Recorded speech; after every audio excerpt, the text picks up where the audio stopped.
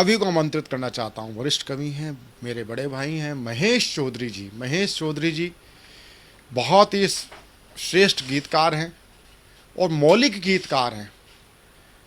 महेश चौधरी जी को मैं आमंत्रित करना चाहूँगा। नववर्ष प्रतिपदा के उपरांत ज्येष्ठ की गर्मी पड़ती है। ज्येष्ठ की तपती हुई झुलसाती हुई लू और गर्मी के बाद जब कौन आती है, वर्षा रानी आती है, वर्षा ऋतु आती है। तो वर्षा ऋतु के स्वागत के लिए मैं आमंत्रित करना चाहता हूं महेश चौधरी जी को। महेश चौधरी जी का हार्दिक। मैं महेश चौधरी मंच को प्रणाम करता हूं, आप सबको नमन करता हूं। और अब जो सबसे पहला नमस्कार करता हूं वो मैं अखबार वालों को करता हूं। मैं अखबार वालों को सबसे पहले इसलिए नमस्कार करता हूं क्योंकि मैं उनसे बहुत डरता हूं। मेरा नाम महेश चौधरी, अखबार वालों ने छाप दिया कलेश चौधरी। मेरा नाम महेश चौधरी, अखबार वालों ने छाप दिया कलेश चौधरी।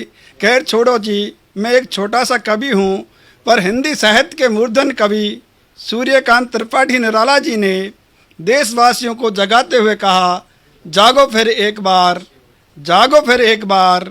अखबार वालों ने छाप दिया कि निराला जी ने कहा है, भागो फिर एक बार, भागो फिर एक बार। खैर छोड़ो जी, निराला जी गुजरे जमाने की बात थी, पर मेरी कविता की पंक्ति कि मेरा स्वर्ग देश कहे ये महेश अब नर्कवास हो गया।